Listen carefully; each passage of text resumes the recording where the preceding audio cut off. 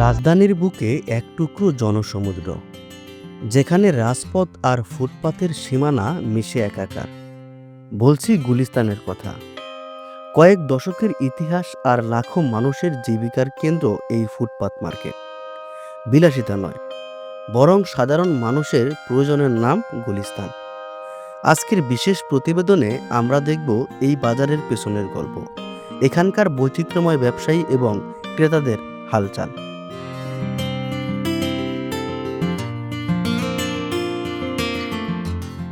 গুলিস্তান ফার্সি শব্দ গুলিস্তা থেকে আসা, যার অর্থ ফুলের বাগান।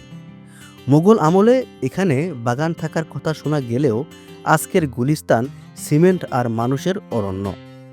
ব্রিটিশ আমল থেকেই এটি ঢাকার অন্যতম প্রধান বাণিজ্যিক কেন্দ্র। তবে বর্তমানের এই বিশাল ফুটপাত মার্কেটের বিস্তার শুরু হয় ৮০-র দশকের পর থেকে। একটা সময় এখানে ছিল বিখ্যাত গুলিস্তান সিনেমা হল। সেটি ভেঙে ফেলার পর এবং বঙ্গবন্ধু এভিনিউ সংলগ্ন এলাকায় মানুষের আনাগোনা বাড়ার সাথে সাথে ফুটপাতগুলো দখল নিতে থাকে ছোট ছোট ব্যবসায়ীরা। বাজারে উচ্ছেদ অভিযান চললেও জাদুর মতো কয়েক ঘন্টার মধ্যেই আবারও পুনরুজ্জীবিত হয় এই বাজার। এটি এখন আর কেবল ফুটপাত নয়, ঢাকার এক অদৃশ্য অর্থনৈতিক চালিকা শক্তি। এখানকার ব্যবসায়ীরা মূলত ক্ষুদ্র উদ্যোক্তা। কেউ বংশ পরস্পরায় ৪০ বছর ধরে এখানে আছেন, কেউ বা গ্রাম থেকে এসে আজই বসিয়েছেন তার জীবনের প্রথম দোকান। এখানে পাওয়া যায় না এমন কিছু মেলা ভার। সস্তার টি শার্ট থেকে শুরু করে নামি ব্র্যান্ডের ফার্স্ট কপি জুতা, ইলেকট্রিক গ্যাজেট, এমনকি ঐতিহ্যবাহী ভেষজ ওষুধ, সবই আছে এই খোলা আকাশের নিচে। এখানকার ব্যবসায়ীদের মূল কৌশল হলো হাকডাক। ক্রেতাকে আকর্ষিত করতে তাদের বিচিত্র সব সুর আর ছন্দ গুলিস্তানের বাতাসকে সবসময় মুখরিত করে রাখে। গুলিস্তানের ক্রেতা কারা?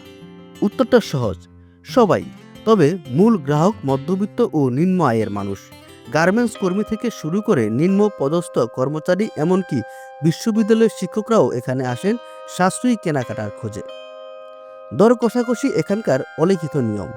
৫০০ টাকার পণ্য এখানে অনায়াসে ২৫০ টাকায় কিনে নেওয়ার এক অন্যরকম তৃপ্তি পায় ক্রেতারা।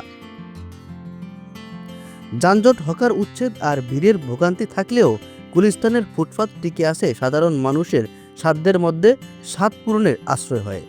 ঢাকা শহরের এই কর্মব্যস্ত জীবনের অবিচ্ছেদ্য অংশ হিসেবে হয়তো টিকে থাকবে এই হাজারো মানুষের জীবনযুদ্ধের গল্পে।